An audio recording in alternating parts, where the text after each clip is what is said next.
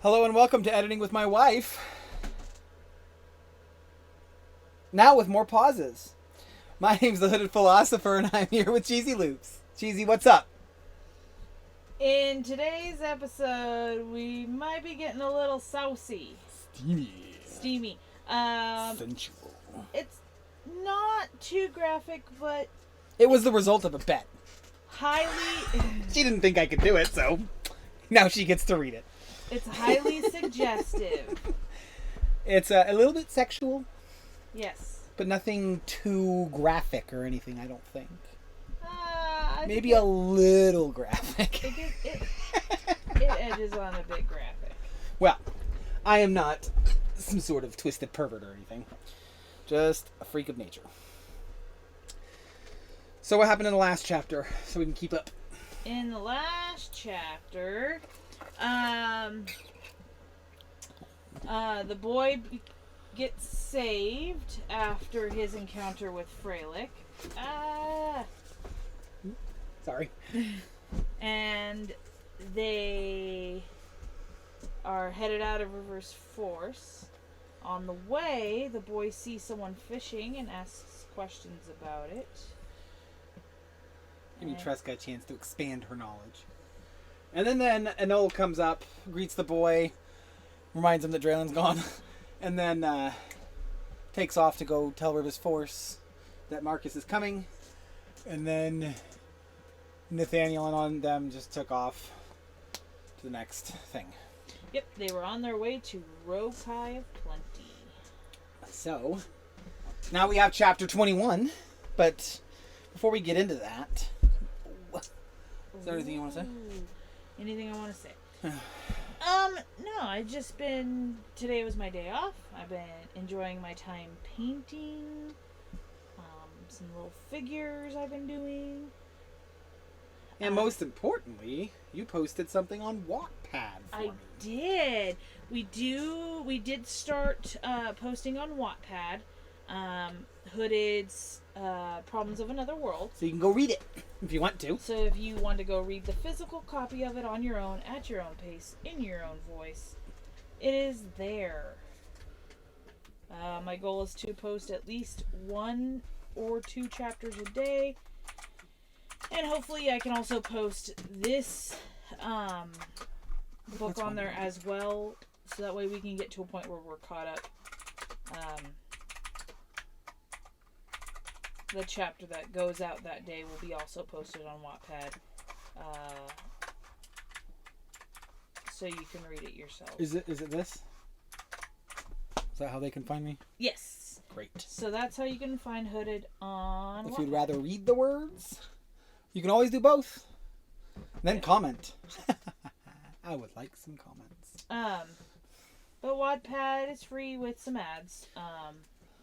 Really kind of fun place to go read books if you wanted to go read books. Lots of options, lots of up-and-coming artists like myself. Not an advertisement, just where we are posting it. I'm going to advertise on YouTube by posting on YouTube too, don't we? Mm-hmm.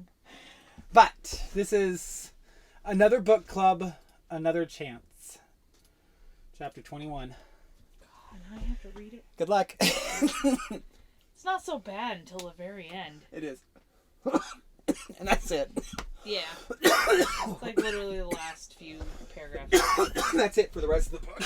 That's it for the rest of the book. Yeah, there's no other bits like that. This is the most saucy I've gotten. All right. The path meandered around the mountains as it was... Oh, geez. I know how to read today, I swear. I don't.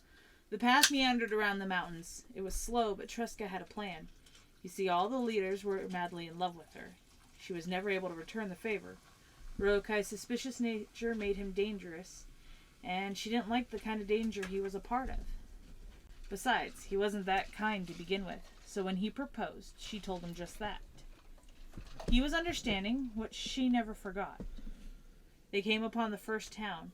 It was small, but filled with happy people of all sizes. Tresca led them to a door and knocked. A young woman appeared through the crack. That was until she saw Tresca. The door flung open, revealing a small young woman. Auntie Tresca, I didn't expect you, she said, inviting them in. Auntie Tresca! I can't do a male voice that's excited. Auntie Tresca? Yeah, that was a question. That's fine. It could be a question. Okay. I can put a question mark there. A male voice exclaimed. It's so good to see you. He stopped when he saw the boy. Who is this? This is Sloane's son. I was hoping I can go to Rokai alone. She looked to the young man. This one time I will go ahead and you two will go back. You two will go back and tell Marcus to go with you back to River's Force. That should say 4, but go ahead. That should say 4? Yeah. Marcus, Ella, Nathaniel, and the boy. Okay. Marcus or... Oh, sorry, not Marcus. Samuel. Samuel. Which we haven't introduced yet. Marcus is nearby, the man said excitedly. I haven't seen him in ages. How is that old war dog doing? She looked at Nathaniel and the boy. This is Marcus's brother Samuel. Samuel the friend, he corrected, adding his title with pride. And this is my sister Ella. He pointed to a young lady. You don't have to say she looked young. You're right. I mean, because you pointed to a young lady. Mm-hmm. Unlike all young people. She had gone through the school. We are in a slight hurry, and Marcus needs you now. Right now. I need to go to Rokai's castle, and you need to get to Marcus and explain that he needs to go to the River's Force. Lots of needs there. Tresca reiterated, hoping to express her need for expediency. But there was a lot of need going on, I guess. I didn't realize, he said, pausing to think. Well, if we are in a hurry then, what are we waiting for? He said, patting Nathaniel on the back. You want to come with, Ella? She nodded excitedly. And they left the small, warm building for the moderate weather and an adventure.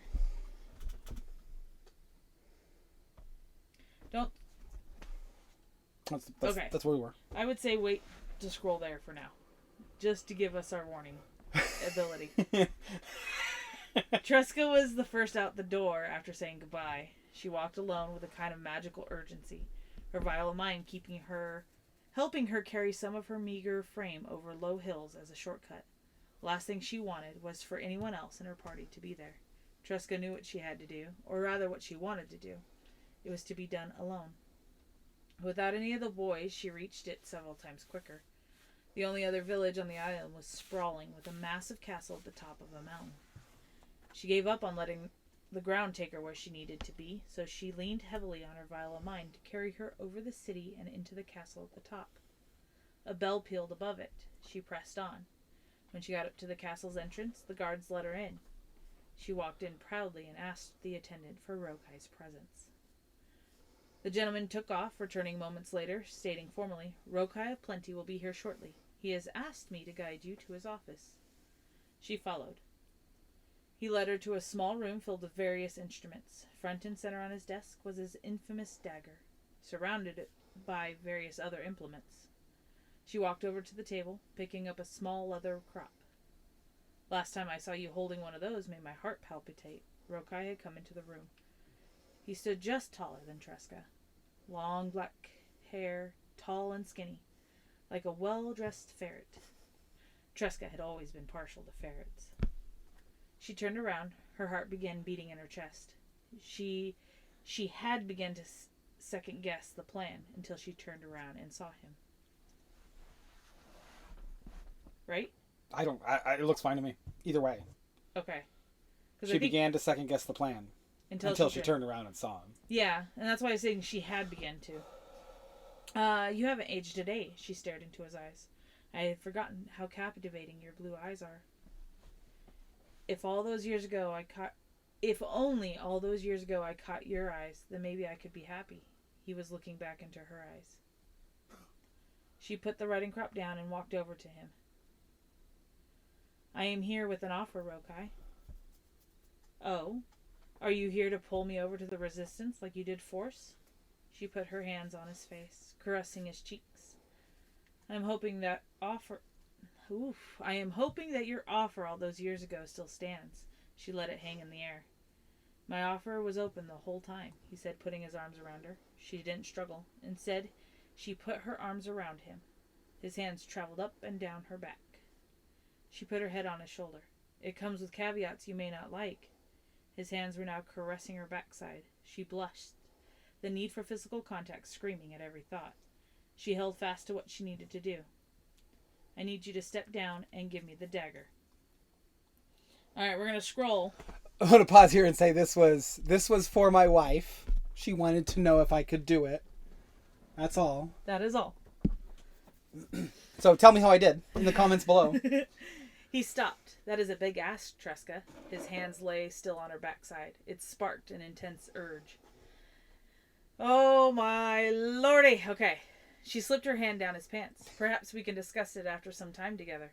Remember the last night we spent together? I want to recreate it. She had him by the throat with her other hand. He reached up and began unzipping her dress. She didn't stop him. Instead, she kissed him passionately and began removing his clothes. Her dress slipped off, revealing her naked body. He sat her on the couch and got on his knees in front of her, and she spent the next few moments in ecstasy as he devoured her from the bottom up. She pressed his head against herself, feeling every little motion he did with his tongue. But it wasn't enough. She needed him desperately. She pulled him up to her face and kissed him with passion, then stood and switched spots with him. The night was still young. Thank you for your patience with that very uncomfortable part of me reading. You did a good job. You didn't stutter too much or anything. You didn't get too embarrassed. Gummed up or embarrassed, yeah. And it's simple, I hope. It's not too wordy.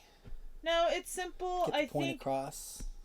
Recognize that there's some sort of physical connection between the two. I feel like there could be enough illusion there that we don't really need to get into what they actually were doing. I think it's just enough illusion, though. I think Rokai's actions. It actually becomes clearer next time Tresca and Rokai are in the scene. And I'm going to spoil a little of it because Rokai spent his entire life after he proposed to her doing the things that she does and treating everyone with love and respect and kindness, and she was his flow. Without this connection that they have right now, it kind of seems unwarranted for him to have dedicated his life to making her proud. But with this scene, it really bolsters that he wants to be with her still. That there is no question. That the offer still stands. Mm-hmm. And it has stood the whole time. Yeah, I feel like he just gave her space. There could be more illusion as to what was going on. But sex sells. But there's another point too. They truly love each other. Yes, and it's even cooler. It gets cooler and cooler from here. So they truly do love each other and have some respect for each other. Well, Rokai cares deeply about her, so deeply that he has modeled his life after her, the way she lives her life.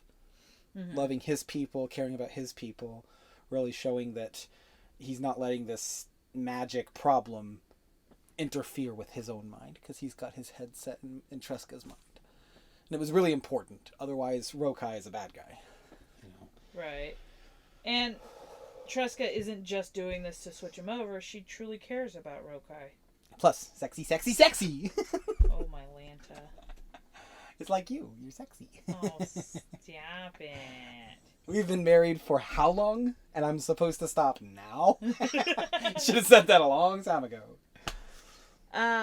But let's start with the beginning here, where Tresca is kind of leading to the next book club that's going to help Nathaniel and the boy in the next chapter. So I think that the only problem I have is her. I mean, she seems nervous with what's coming up, so maybe that she's constantly repeating. She didn't know how he was going to react. Yes. And she was very nervous, yeah. Yeah, because of she didn't know how he was going to react. She denied him, saying he was mean. Mm-hmm. I mean, wasn't very kind of her, which isn't like Tresca. But, I mean, he took it as a challenge, I think. You weren't kind enough, so now he's kind enough. Yeah. And proving it to her. So, It may seem unwarranted, but it comes up as warranted.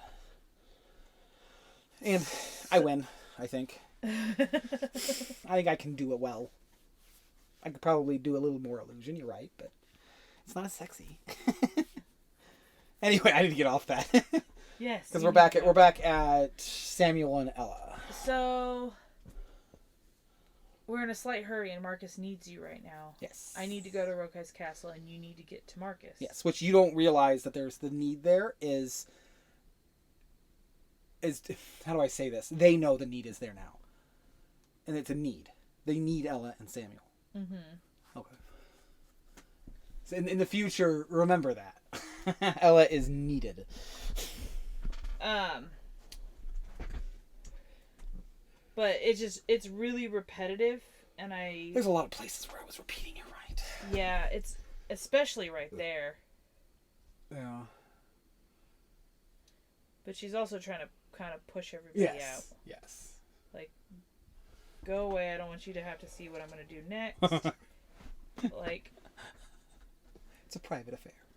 And I'm sure Nathaniel understands the relationship she has with Rokai as far as it's romantical. I don't think so. You don't think he knows somewhat of it? I don't think so. I don't think he knows anything of Tresca's life. He is significantly younger than her. By a lot. Yeah, still, he's got to know something. He's like 30, Why 40. would he be willing to let Tresca go to Rokai alone? Because Tresca can handle herself and he knows it. And Marcus needs help. And he knows it. Okay. And the boy can't go with her. No. So the boy goes with Nathaniel, which is a fun part.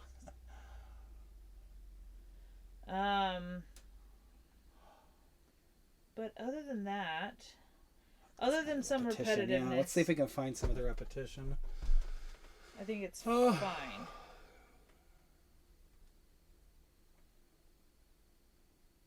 This need.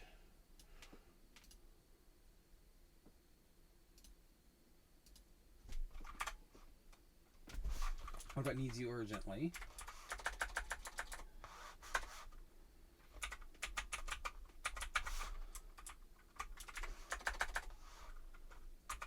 And then she can just say, I'll go to Rokai's castle, and you guys go to Rokai.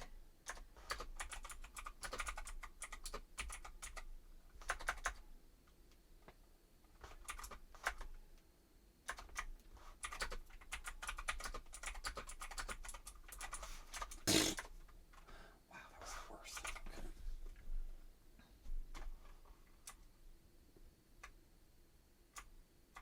And I feel like the boy would feel a little sad about being separated from yet another friend.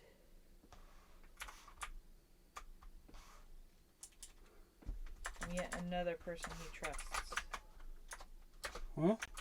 I feel like the boy would be a little sad he had to leave Tresca. Because first Draylen's gone, and now Tresca.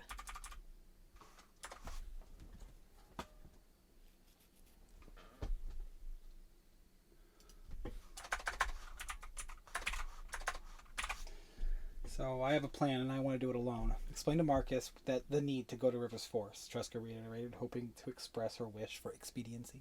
Mm-hmm. We are in a slight hurry and Marcus needs you urgently. I have a plan that I want to do alone. Please explain to Marcus the need to go to River's Force. Tresca reiterated. Okay, that's a little better. Did you hear what I was saying about the boy? What?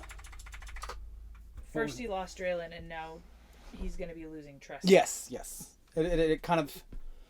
And then he loses Nathan.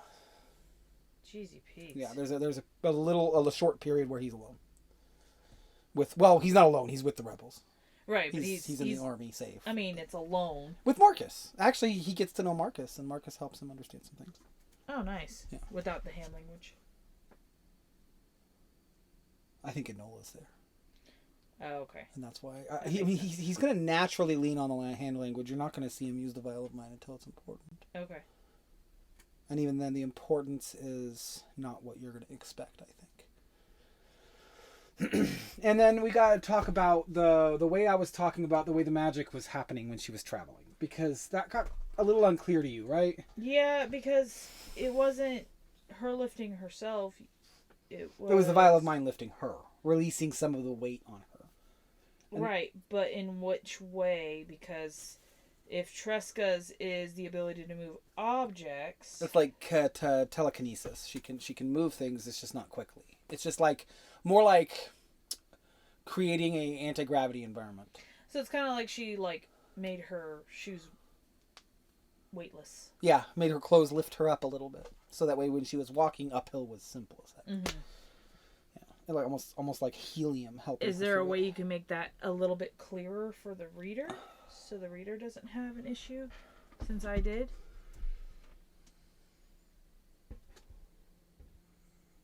Her vial of mind helping her carry her meager frame over the low hills as a shortcut. I mean, I can see it as her clothes, something about her clothes or her shoes helping her. It's almost like her dress, because I always picture her in a big dress. Yeah. Well, and so she's got like a lot of clothing. She does have a dress on. We have. That's true. At the end, it kind of reveals the dress. But I always picture her in a dress. I don't know about you guys. My next character doesn't wear a dress. No, I always pictured Tresca in a dress as well. So. You could. That's the only thing I can think of to make it clearer about. Tresca had always been partial to ferrets. I think it's adorable myself.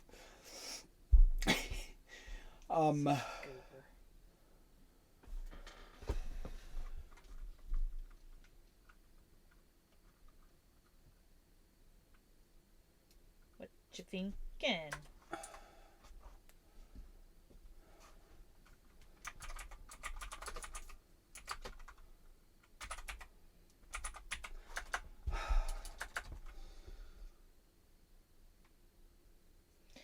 And it's quiet. I know, I'm just not even sure how to say this because it's too much detail.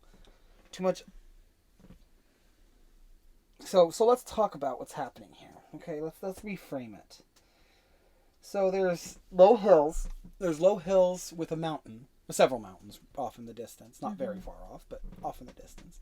So these are the hills that are leading up to the mountain, and she goes up the hill and uses the vial of mind to kind of hold her dress so that way she doesn't have to carry it. And then when she kind of gets up to the top of the hill, she uses her dress to carry her the rest of the way. And the way I see it myself is she walks like normal. She's just walking. That's all she's doing, but eventually when she gets to the top of the hill, she just kind of keeps walking upward toward the castle. Okay. So she was fighting gravity, and now she's hovering, and her dress is kind of holding her up. Right. So, would saying something to the effect of the first initial one, taking the weight, giving her clothes a weightlessness that eased her walking, for the first bit, for the walking the hill. That her vial of mind. What was it doing? I just here's the problem. The problem is that I'm trying to describe what the magic is doing, and the magic is magic. I mean, it carried her meager frame. It helped her move. Yeah. To specify the clothing feels needless. It doesn't even have to be clothing. Maybe she's lifting her bones. I don't know. She moved herself. That's the trick. But is she an object or a human? And does that work? Or did you move human somewhere Her else? vial of mind helped move her eager frame over the low hills as a shortcut.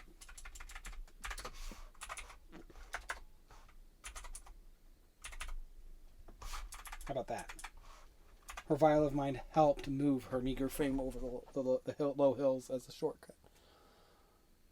And then the question is why wouldn't she just float up to the mountain, or is it just it's a good distance away? That's also, you only have so much power, and she'd have to take another one if she had it. And So she's just kind of reserving it, you know. She eventually got close enough to where she didn't feel like she had to reserve it anymore. Okay. Okay. I can work with. I can understand all that. The bell here, I don't think ever gets talked about in the book. Well, I think it does, but it's not. It doesn't really necessarily call back on the bell that peals over her as she's going in. Right. But Rokai has made a bell that, when rung, food appears on everyone's table. Right. Within the hearing distance. Part of the plenty. A part of that plenty that he's a part of. Yes, that he is of. And I grew to love Rokai. I wasn't expecting that. Really? Yeah. He was just going to be a bad guy at first. Same with Force. But Flo complicated Force. And then I realized that Tresca complicated Rokai. This in a similar way. And I got to use that, and I think it worked really well. But, having said that, we can move on to the recap. Sexy recap. Oh my goodness. There is nothing wrong with sex. No. There's something wrong with forcing sex. There's something wrong with using people for sex. But there's nothing wrong with sex itself. It's like a tool. No, there's nothing wrong with that. It was just awkward to read it out loud, and it's your fault though. You thought I couldn't do it. and I mean, people can really skip that part. It's just one chapter, one paragraph. Really, it's just one paragraph. It's just I mean, one you get a little bit of hands down pants, but that's not not as bad as that last paragraph. Yeah, that last paragraph was. I liked All it. right, so they meet. The next book club. The next book club of Marcus's siblings.